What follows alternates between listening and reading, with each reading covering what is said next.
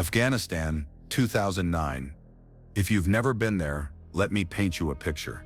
Endless sand, broken mountains, and a silence so deep it feels alive. The wind carries dust that gets into everything. Your clothes, your weapon, your teeth. You wake up with grit on your tongue and go to sleep with it burning your eyes. Out here, you feel cut off from the world. No cities, no crowds, no traffic, just heat in the day, bitter cold at night, and the constant knowledge that danger could be hiding anywhere. Our outpost sat high on a ridge, nothing more than a few walls of sandbags, rusting metal sheets, and tents flapping in the dry wind. We had no comforts, no escape, just duty. Every soldier knows what it's like to be far from home, but Afghanistan was different. The land itself felt hostile, like it wanted us gone. And for the first few weeks, we thought the biggest threat was the enemy in the hills. Snipers, roadside bombs, ambushes, we were ready for all of it, but none of us were ready for what lay beneath. It started on a day like any other. Patrol had been long, the sun beating down so hard it felt like fire on our helmets. Private Torres was the first to notice it. He called out, pointing to what looked like a collapsed hole near the edge of the ridge, half covered with slabs of broken stone. At first we thought it was just another sinkhole. Afghanistan is full of caves and crevices, places where enemies hide weapons or themselves. Nothing special, nothing new. But Torres didn't see it that way. He swore he heard something when he leaned close. Not the wind, not shifting rocks, something heavier, something breathing. We laughed it off. A desert can play tricks on you when you're exhausted. The wind whistles through cracks. Echoes make caves sound alive. But Torres wouldn't drop it. He said the sound didn't come and go like the wind. It was steady, like the lungs of something huge, hidden in the dark. Command didn't waste time. They ordered us to check it out. Standard procedure. If it was a weapons cache, we had to know. If it was a tunnel, we had to block it. Nobody wanted to go down there, but orders are orders. So we tied ropes, clipped our gear, and dropped into the hole one by one. The first thing that hit me was the smell. Not dust, not rot, something metallic, thick, heavy in the lungs. My flashlight cut across stone walls. And that's when I realized this wasn't just a cave. The walls weren't natural. They were carved, etched with symbols I couldn't read. Spirals, jagged marks, patterns that seemed to shift when you stared too long. The further we went, the colder it got, the kind of cold that doesn't belong in the desert. Then we saw them. Rows of stone coffins, lined up like soldiers standing at attention. Some were sealed, others were cracked open. Not from age, not from damage. No, these coffins had been broken from the inside, like whatever was buried there had clawed its way out. We stood in silence, staring at the open slabs. The beam of my flashlight shook in my hand, and for the first time since I'd landed in Afghanistan, I felt something worse than fear of the enemy. I felt fear of the unknown. We climbed out fast, not saying a word, brushing the dust off our uniforms like we could scrub the memory away. But deep down, every man knew it. We hadn't just found an old ruin, we had opened a tomb, and soldiers should never have entered.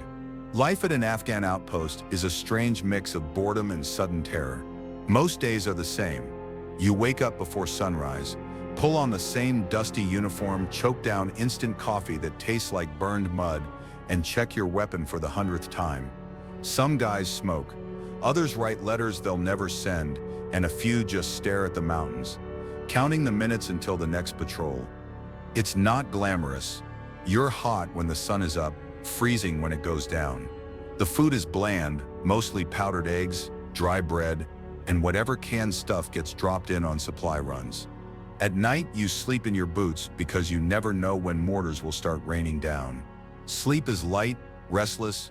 Dreams are broken by the sound of wind howling through the cracks in the outpost walls. But after we found that tomb, things didn't feel normal anymore.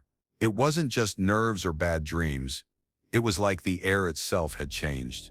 The first night, we sat around the usual fire barrel, joking like always. Torres was quieter than usual. He kept glancing at the ridge, at the hole we'd crawled into earlier that day. Somebody asked him what was wrong, and he just shook his head, said he still heard it, the breathing, We laughed, told him maybe the desert just wanted to smoke too. But when the laughter died down, none of us looked at the ridge again. Over the next few days, the outpost felt off. Radios crackled with static. Even when no one was transmitting, generators cut out for no reason, plunging us into silence so thick you could hear your own pulse. And the animals, goats, dogs, even the scrappy cats that hung around wouldn't come near the outpost anymore. They stayed away like the ground itself was poisoned. At first we thought it was just our nerves. Soldiers live under constant stress, and your mind starts inventing shadows when you're exhausted. But then little things started happening that we couldn't explain. Private Daniels swore he saw movement inside the tomb one night, a shadow sliding between the stone coffins. He said it wasn't a person too tall, too thin, moving in ways that didn't make sense.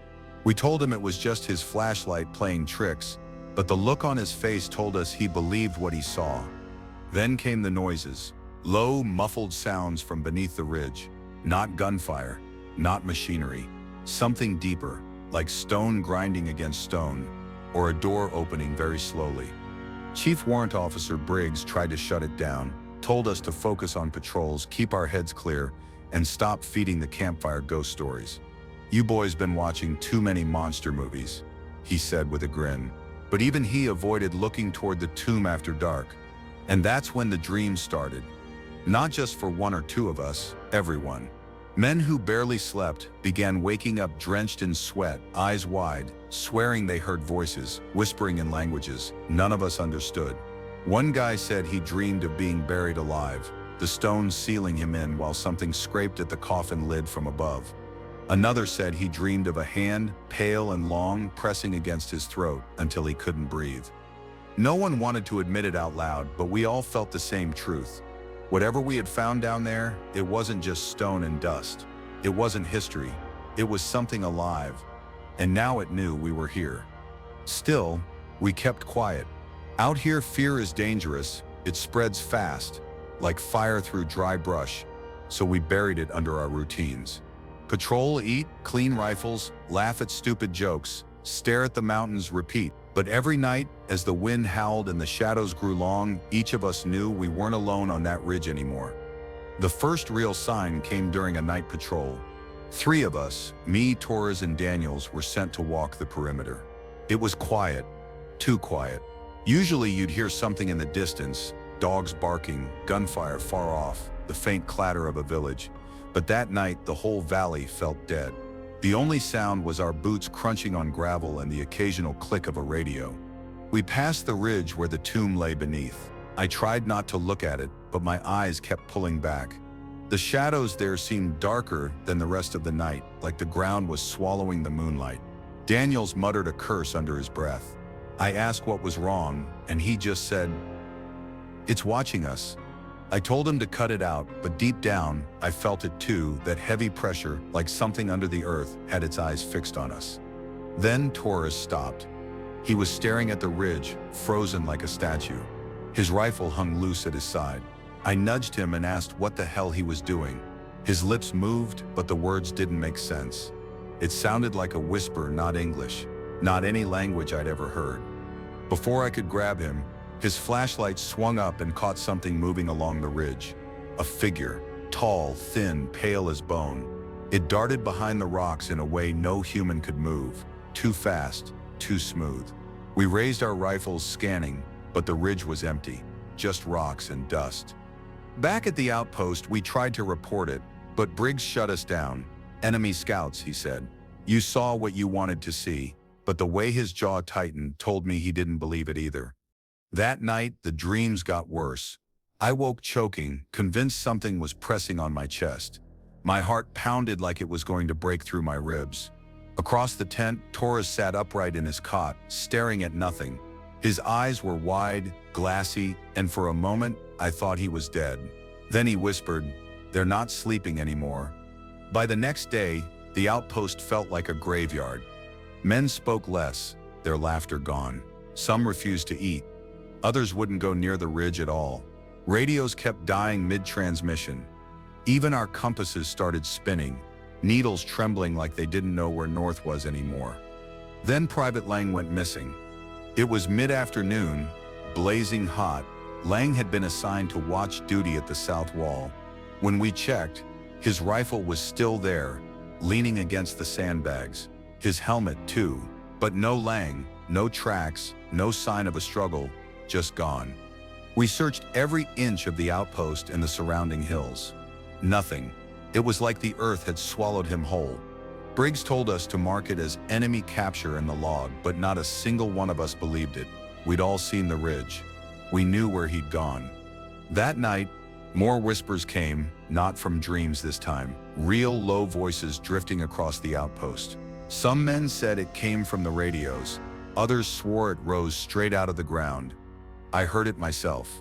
Words I couldn't understand, layered and echoing, like more than one voice speaking at once. And then came the smell. That same metallic stench from the tomb, seeping up through the air, stronger and stronger until it coated the back of your throat. It clung to your skin, your gear, even the water in your canteen. No amount of scrubbing could shake it. We all knew then. Whatever had been buried in that tomb, it wasn't staying buried anymore. By the fourth night, no one at the outpost was sleeping. Some of the men tried closing their eyes, rolling into their blankets. But every hour, someone would jolt awake screaming, drenched in sweat. They all described the same thing. A black corridor, endless, lined with walls that bled and whispered. And at the end of that corridor, a doorway, but no one could say what was behind it. Only that it was waiting. Torres finally snapped. He grabbed his rifle and stormed toward the ridge, yelling that he was going to end it. A couple of us tried to stop him, but Briggs barked at us to stand down. Maybe he was just as scared as we were, but he'd never admit it. We watched Torres climb the slope, his silhouette cutting against the pale moon. He reached the spot above the tomb and just stopped. He stood there for minutes, staring down at the earth. Then he dropped his rifle. Slowly, like a man surrendering, he dropped to his knees. And then, God help me, he started clawing at the dirt with his bare hands, like something was calling him inside. His fingers tore open, blood dripping across the stones. But he didn't stop. Not until he collapsed face first, motionless. We rushed up and dragged him back. He was breathing but barely. His nails were torn clean off, his hands mangled. And the worst part, his face. His expression wasn't pain, it was peace, like he wanted to stay buried there. That was the breaking point. Briggs finally admitted something was wrong. He ordered the tomb sealed again. We worked all night, shoving dirt, stone, anything we could find over that cursed entrance.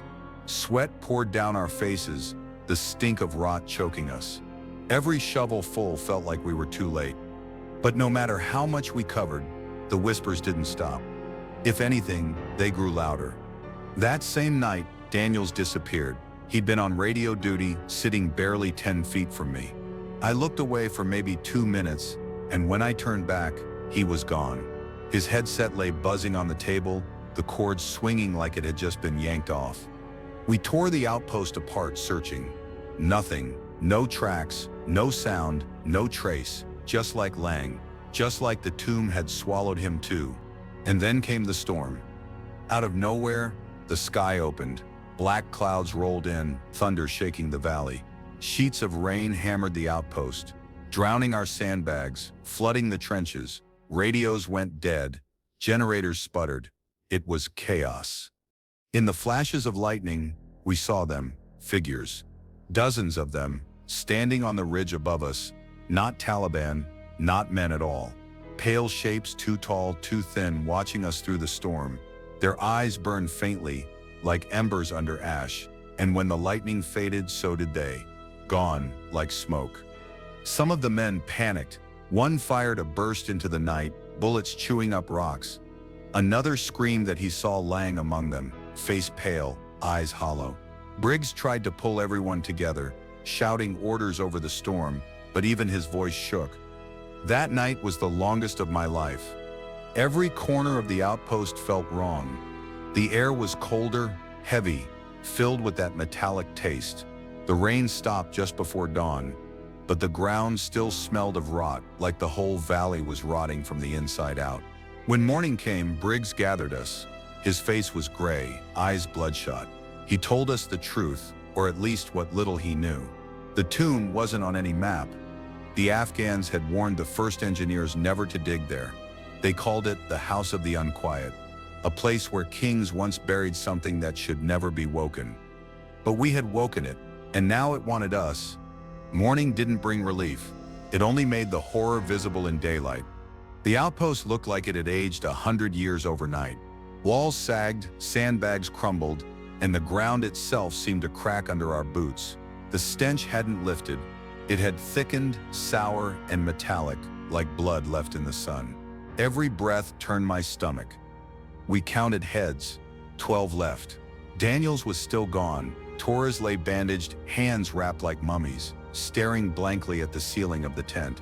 His lips moved sometimes, whispering words that didn't sound like English. Briggs tried to rally us, standing in the center of the compound. We hold. We wait for air support. Nobody wanders, nobody leaves. We stay together. Got it? But nobody answered. Even Briggs' voice cracked like he didn't believe it himself. By midday, the whispers turned into something else. They weren't just in our heads anymore. They were in the air, faint, but real. You could hear them with your ears, like voices echoing through a cave. Low, stretched syllables, words we couldn't understand. They came from the tomb. They came from the ground. They came from everywhere. Carter lost it first. He shoved away from the table, screaming at the air, shouting that the voices were calling his name. He ran toward the wire, his rifle clattering against his vest. Briggs and I tackled him before he reached the edge. Carter bit my arm, hard. Eyes rolled back white. His strength wasn't human, like something else had taken over. We tied him down with belts, but he thrashed for hours, whispering, laughing, then crying like a child. That night, it got worse. The storm clouds returned, heavier this time, rolling over the mountains like black waves. The rain hit hard, drumming the tin roofs, until it felt like the whole world was shaking. And then came the sound. At first, I thought it was thunder, but thunder doesn't repeat. This was steady, a deep, hollow boom, then silence, then boom, like drums, like a heartbeat. Coming from underground, the ground shook with every pulse. Plates rattled, ammo boxes danced on their shelves. The men froze, staring at the dirt beneath their boots like it was about to split open. Then we saw movement at the wire. Shapes, dozens of them again. Thin, pale figures drifting through the rain. They didn't walk like men. They floated, their feet dragging as if the earth resisted them. Their faces were hidden, but their eyes glowed faintly, two dull coals staring through the storm. One by one, the men opened fire. Tracers cut across the night, tearing holes in the rain. The figures staggered, but they didn't fall. Bullets went through them like smoke. One dissolved into mist, only to reform seconds later. "Hold fire!" Briggs screamed, but by then it was chaos. Men shouting, guns blazing, muzzle flashes lighting up the compound like fireworks. The noise was deafening, but the figures didn't retreat. They circled, watching, waiting. And then something bigger moved behind them. A shadow, towering, its outline barely visible in the lightning flashes. Shoulders too broad, arms too long. It didn't charge. It didn't need to. Just its presence pressed on us like a weight, making it hard to breathe. The whispers rose, sharper now, cutting into our skulls like knives. Henderson dropped his rifle and screamed, clutching his ears. He collapsed in the mud, thrashing, blood running from his nose. Another man staggered back, firing into the ground as if to drown the voices. Then Carter, still tied down, started laughing. A dry, broken laugh that rose above the storm. "It's Sep's coming," he hissed. "It's Sep's hungry. It wants the ones who woke it." The heartbeat boomed again. Louder, faster. The ground trembled, stones splitting under the pressure. The tomb we had buried started to crack open, dirt sliding away as if something inside was pushing upward. Briggs roared orders, but nobody listened. Fear had eaten through the unit. Men stumbled in every direction, slipping in the mud, some firing wildly, some praying, some frozen stiff. I saw Lang, not alive. Impossible. But in the chaos, His figure stood among the pale shapes. His uniform was shredded, skin gray, eyes hollow sockets. His mouth open, but no words came, just that same whisper, echoing from nowhere. My stomach flipped. Whatever those things were, they weren't strangers. They wore the faces of the ones we'd lost. The shadow moved closer, and the figures broke. They surged toward us, gliding across the wire, slipping through barriers like mist. One grabbed Miller, wrapping those pale hands around his throat.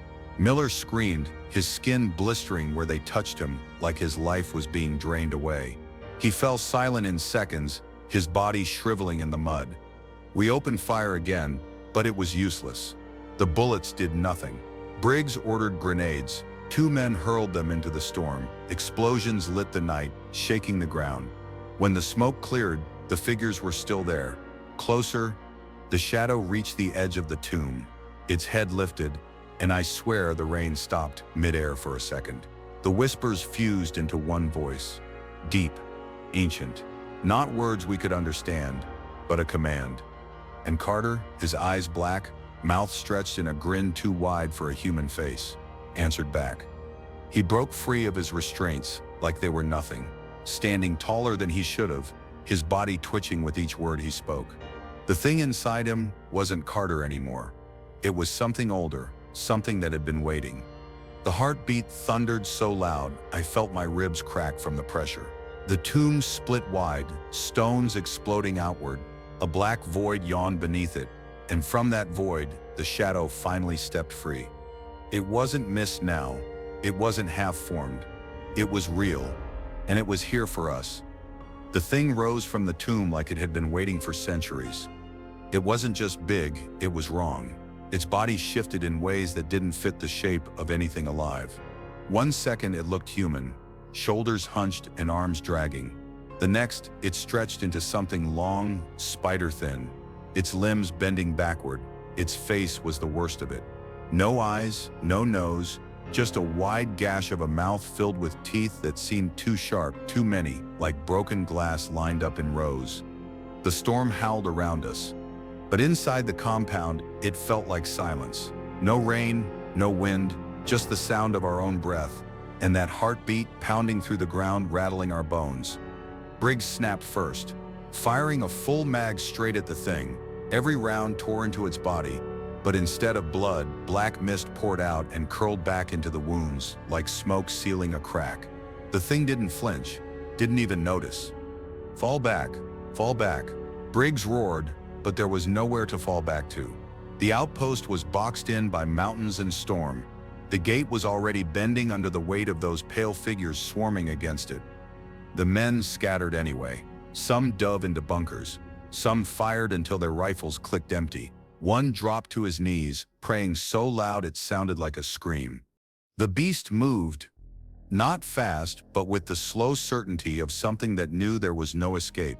Its arms stretched outward, fingers grazing the dirt, and wherever it touched, the ground blackened like fire had scorched it. The whispers rose, not from its mouth but from the air itself, echoing off walls and steel. The language was ancient, but the intent was clear. Submission, surrender. Carter stepped forward, his body still jerking like a puppet pulled by unseen strings. His eyes were empty pits, his grin split too wide. He raised his arms toward the thing like a priest welcoming a god. "It's awake," he said, his voice doubling, one sound his own, the other deeper, older, "and it's ours." Briggs didn't hesitate. He shot Carter point blank in the head. The bullet tore through, clean, spraying red into the mud. Carter dropped, but only for a second. His body twitched, then rose again, the hole in his skull closing like melting wax. When he opened his mouth again, it wasn't Carter's voice anymore. It was the beast's. "You brought us blood. You will bring more." My stomach turned. It wasn't speaking English, but we understood. Every word carved itself into our minds like fire. Taurus, the one who had burned his hands on the tomb, suddenly screamed from inside the med tent. His body jerked against the cot, bandages tearing. His skin blistered, burned black from the inside out. He clawed at the air, then collapsed, smoke rising from his mouth. The whispers around us grew louder, like the beast had taken his soul to feed itself. Henderson tried the M203. He lobbed a grenade dead center into the thing's chest. The explosion lit the night, ripping up dirt and spraying shards of stone. For a moment, the beast vanished in fire and smoke. We cheered too soon. The fire faded, and there it was, stepping through the flames, untouched, its mouth stretched open, wider, until it seemed like it could swallow the entire outpost whole. The sound it made wasn't a roar, it was a groan, deep and endless, like the earth itself was breaking. The pale figures surged. They poured through the wire, slipping past the men like fog. Their cold hands reaching. One grabbed Jensen by the arm. He shrieked as his flesh blackened under its touch, his skin cracking like old leather. By the time we dragged him free, half his body was withered, dried to bone. He begged for us to kill him before the whispers took the rest. Briggs did it, one clean shot. We were down to 8. The radios had gone dead. The sat phone gave nothing but static. The storm above was too thick for flares. We were cut off, alone. The beast stepped closer, towering over the compound now. Each time it moved, the heartbeat boomed louder, faster, shaking the air in our lungs. My vision blurred. Some men vomited blood, others simply collapsed. Briggs turned to me, face pale, eyes bloodshot. "We can kill it," he said flatly. "But maybe we can bury it." He ordered everyone to the demo shack. We hauled out every block of C4, every blasting cap, every length of wire we had. The plan was madness. Pack the tomb with explosives and bring the mountain down on top of it. But madness was all we had left. While we worked, the figures closed in. We fired blindly, just to slow them, but they never fell. They circled tighter, cutting off the compound piece by piece. One of them got Ortiz, dragging him into the storm. His scream echoed until it cut off like someone snapped a wire. 7 left. We stuffed the charges into the cracks of the tomb, the beast watching us the whole time. It didn't try to stop us. That terrified me more than anything. It just stood there, grinning with that endless mouth, as if amused. Briggs set the detonator. On my mark, we run for the bunker. If this doesn't work, he didn't finish. He didn't have to. The ground shook harder than ever. The beast spread its arms wide, pale figures rushing forward like a tide. Briggs slammed the plunger down. The world disappeared in fire. Stones shattered, earth split, the tomb imploded on itself. A shockwave ripped through the compound, throwing us into the mud. The blast lit the sky brighter than daylight, flames clawing up into the storm clouds. When the dust cleared, the tomb was gone. Nothing left but a smoking crater. Rubble scattered like bones. The pale figures had vanished. The whispers fell silent. The heartbeats stopped. For a moment, we thought we set one. Then the crater moved. The rubble shifted, slow and deliberate. Smoke poured upward, and from deep below came a sound I'll never forget. Not the heartbeat. Laughter, low, echoing, endless laughter. When I opened my eyes, everything was quiet. Too quiet. The storm was gone. The sky above was pale and bruised, streaks of dawn bleeding across the horizon. The outpost was rubble, sandbags shredded. The comms tower snapped in half, our barracks blown apart. Smoke drifted in thin ribbons, curling into the morning air. For a second, I thought I was dead. Then I felt the pain, sharp, jagged, ripping through my ribs. I coughed and tasted blood. Alive, barely. Briggs was the first voice I heard. His shout cut through the ringing in my ears. "Over here, I've got one." Hands dragged me out from under a slab of concrete. My legs barely worked, but I forced myself upright. We were 6. 6 left out of 24. Faces gray, uniforms torn, eyes hollow. No one spoke. Not really. We just looked at one another and knew something had been taken from us, something we'd never get back. The crater where the tomb had been was still smoking. The earth cracked open like a wound. Black scorch marks streaked the rock. But the worst part, the part none of us wanted to admit, was that it wasn't over. Not by a long shot. Every so often, a tremor ran through the ground. Small, but enough to make the rubble shiver. And with each tremor, we heard it faint, almost like it was under our skin, that laughter, slow, patient. Like the beast wasn't dead, like it was waiting. Briggs gathered us in what was left of the command tent. He looked like hell, face cut, one eye nearly swollen shut, but his voice was steady. No one speaks about this, you understand me? Not a word. We didn't argue. We knew the truth already. If we told command what we saw, they'd call us liars, say it was trauma, sunstroke, anything but what we knew. At best, we'd be discharged and forgotten. At worst, locked away. So we agreed. Silence. The next day, a convoy finally reached us.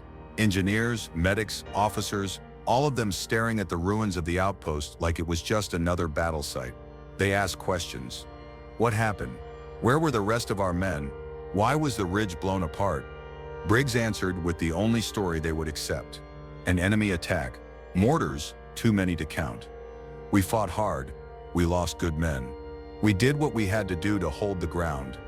They nodded, scribbled notes, filed reports. Sharks, easy word. Mortars, easy word. Things you can explain on paper, not curses, not tombs, not monsters, older than history itself. As they hauled us out, I glanced back one last time. The ridge was still smoking. A few of the engineers were already setting charges, leveling the crater, burying what was left, covering it up, same as us. But I swear, just before the trucks pulled away, I saw movement, a crack in the stone, widening ever so slightly, a puff of black smoke curling into the dawn, and then silence. Months later, back home, I tried to live normal again. A bed, a roof, no storms, no screams, but it never really left me. Some nights, I wake up drenched in sweat, heart pounding, because I hear it again, that low laugh. Not in the ground, not in the air, inside me. Sometimes, when it's too quiet, I swear I can smell it. The rot, the dust, the damp earth of that tomb, and I wonder if we ever really buried it, or if all we did was set it free. I don't tell people this, not my family, not my friends. To them, Afghanistan was just another war we survived, another fight in the desert, but I know better. We didn't just fight men, we fought something that was never meant to be woken. And it sits still out there, waiting,